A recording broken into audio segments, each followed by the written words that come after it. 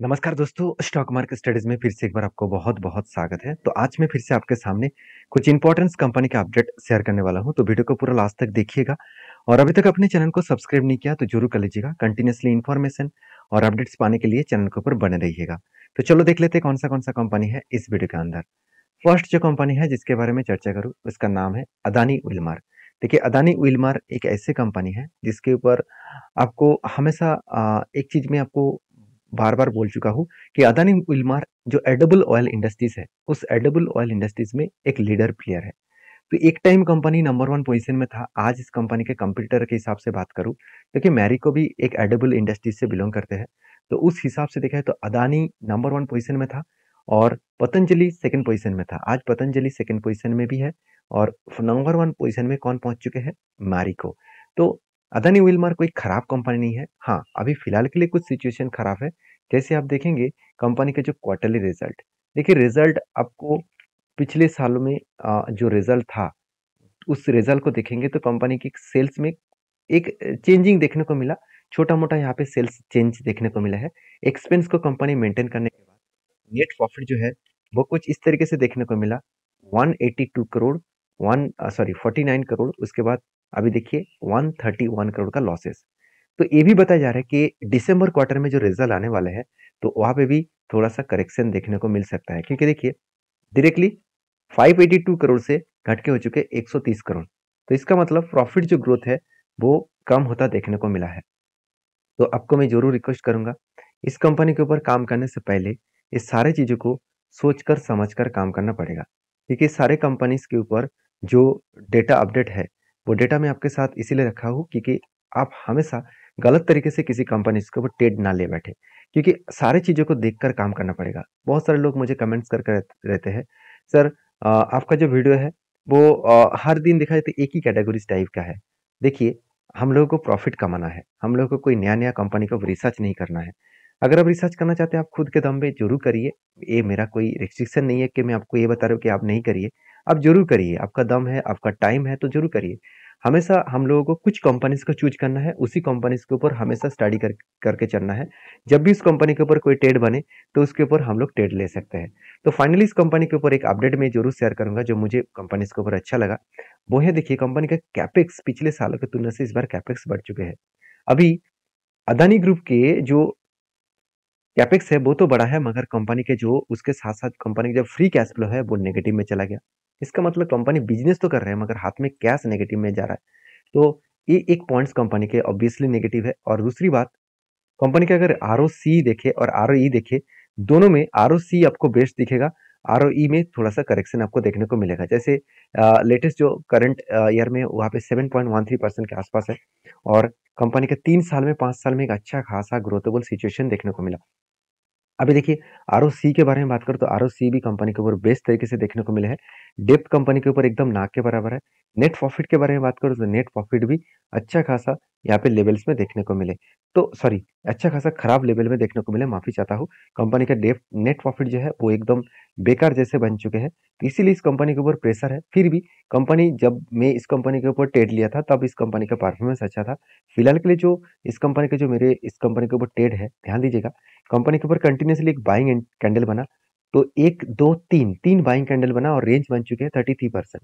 तो जब भी कुछ इस तरीके से रेंज के हिसाब से बाइंग कैंडल बनता है, तो हमेशा आपको याद रखना है, जब इस नीचे लेवल को टच करे तो यहाँ पे एंट्री बनेगा और उसके बाद देखिए धीरे-धीरे करके वो अप ट्रेंड जाने का कोशिश कर रहा है और अप ट्रेंड मतलब 200 डेज़ जो ईएमए है, इस ईएमए को टच किया और इसी जगह पे वो रुके हुए हैं। तो जब तक इस 200 डेज़ ईएमए को ब्रेकआउट ना करे, तब तक अपर साइड में जाने के लिए वो कोशिश नहीं कर पाएँगे और नीचे साइड में एक स्ट्रांगली इसका सपोर्ट भी है, तो सपोर्ट को भी टेस्ट कर रहा है, ऊपर रेजिस्टेंस को भी टेस्ट कर रहा है। तो दोनों को टेस्ट करने के बाद कंपनी का प्राइस नैरो हो रहा है। तो इसका मतलब 2 तरीके से सिनेरियो बन सकते हैं, आइदर वो ऊपर जा सकते हैं, नहीं तो वो नीचे आ सकते हैं। तो आपकी क्या ओपिनियन है इस कंपनी के ऊपर, ज़रूर मुझे कमेंट्स करके बताना। नेक्स्ट जो कंपनी है उसका नाम है फाइन ऑर्गेनिक। फाइन ऑर्गेनिक आप सभी जानते हैं, ये केमिकल सेक्टर से बिलॉन्ग करते हैं। छोटा-सा कंपनी है, अराउंड 14,000 करोड़ के आसपास है। फिर भी इस कंपनी ने अच्छा खासा कैपेक्स को ग्रोथ किया है। जैसे 2019 में सिर्फ कैपेक्स था 81 करोड़। उसके बाद कोविड के टाइम में मतलब 72 करोड़ के आसपास देखने को मिला। उसके बाद कोविड के सेकंड वेव में 46 करोड़। फिर से देखिए धीरे-धीरे करके कंपनी कैपेक्स को बढ़ाया, 2022 में 60 करोड़, 2023 में 80 करोड़ और 2023 के करंट ईयर में कंपनी 100 करोड़ के आसपास। इसका मतलब जो कंपनी का खुद का जो कैपेक्स है वो लगातार बढ़ता हुआ देखने को मिले, तो एक बिग पॉजिटिव पॉइंट्स है कंपनीज के लिए। और रही बात इस कंपनी के आरओसी एंड आरओई के बारे में, तो एक अलग लेवल का धमाका जैसा परफॉर्मेंस देखने को मिलेगा। साथ ही साथ 15% के ऊपर कंपनी का नेट प्रॉफिट मार्जिन भी देखने को मिले। प्रॉफिट मार्जिन अगर अच्छा है और कंपनी का आरओसी आरओई अगर बेस्ट है तो कंपनी आज नहीं तो कल आपको धमाका जरूर देने वाला है। तो डेप्थ ऑफ इक्विटी के बारे में बात करें तो कंपनी का डेप्थ भी लगातार बढ़ता हुआ देखने को मिले। तो मेरे हिसाब से इस कंपनी के ऊपर आपको फोकस होना चाहिए, इस कंपनी के ऊपर आपको स्टडी करना चाहिए, उसके बाद कुछ डिसीजन जरूर लेना पड़ेगा। तो बाकी आप समझदार है, समझदारी से जरूर काम करिए, क्योंकि कंपनी का जो टेक्निकली चार्ट पैटर्न्स बना है वो कुछ इस तरीके से बना। फाइनली देखिए मेरा एक टेड बना था, मतलब टेड फाइनली नहीं बना, तो टेड का एक पैटर्न्स बना था। यहाँ पे शोल्डर कम हेड कम शोल्डर बना था, ब्रेकआउट हुआ, ब्रेकआउट मिसिंग हो चुका है। और यहाँ पे जो टेड बना था वो कैंसिलेशन हो चुका है, क्योंकि फिर से ये जो लो लेवल था हेड का, तो वो हेड उसके नीचे आ चुके हैं। तो इसका मतलब प्रीवियस जो एंटी लेवल्स है उसको कैंसिलेशन कर किया जाएगा। अभी देखिए फिर से नया एंट्री बनेगा, शोल्डर कम हेड कम, फिर से एक बार शोल्डर पैटर्न क्रिएट करे तो एक एंटी लेवल बन सकता है।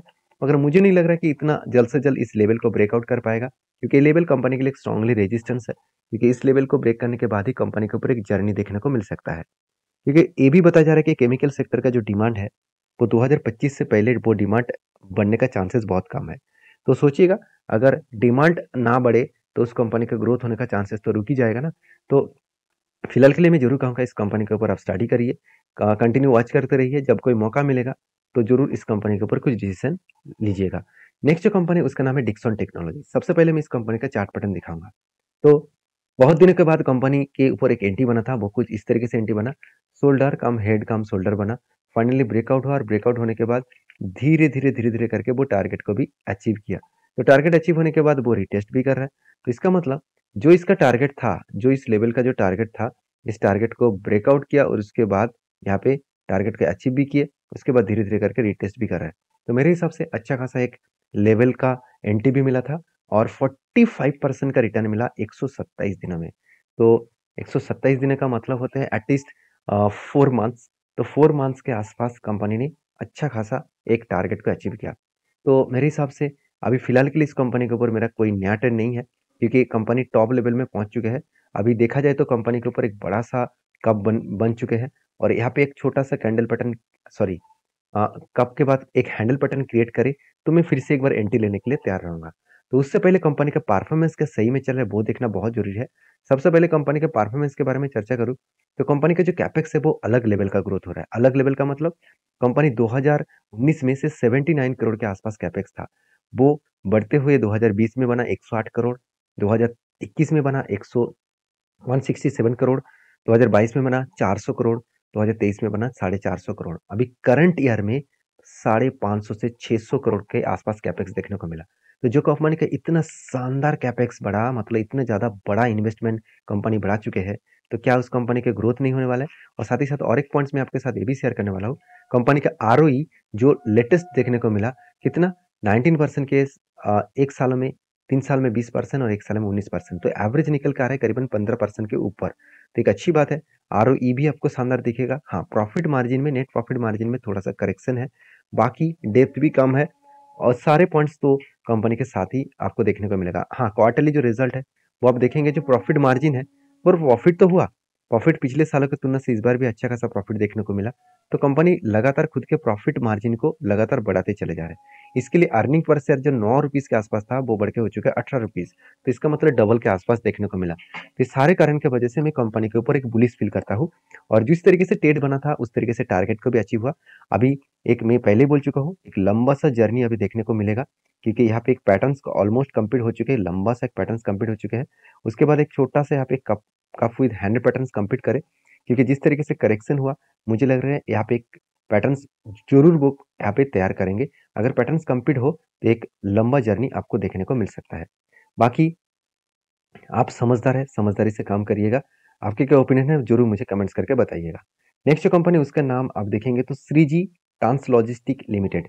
तो श्रीजी ट्रांस लॉजिस्टिक लिमिटेड जो है वो एक देखा जाए तो एक लॉजिस्टिक कंपनी है, छोटा सा कंपनी है, अराउंड 250 करोड़ के आसपास। और इस कंपनी ने एक बहुत बड़ा अपडेट दिया, वो है कंपनी का बोनस का। हर 3 शेयर के बदले आपको कंपनी 1 शेयर देने वाला है और वो भी 8 फरवरी में आपको शेयर देगा। हर 3 के बदले आपको 1 शेयर मिलने वाला है। तो बाकी इस कंपनी के ऊपर आपके क्या ओपिनियन है, ज़रूर मुझे कमेंट्स करके बताना। वीडियो अच्छा लगे तो प्लीज़ लाइक करना। मिलते हैं नेक्स्ट वीडियो में, तब तक के लिए धन्यवाद।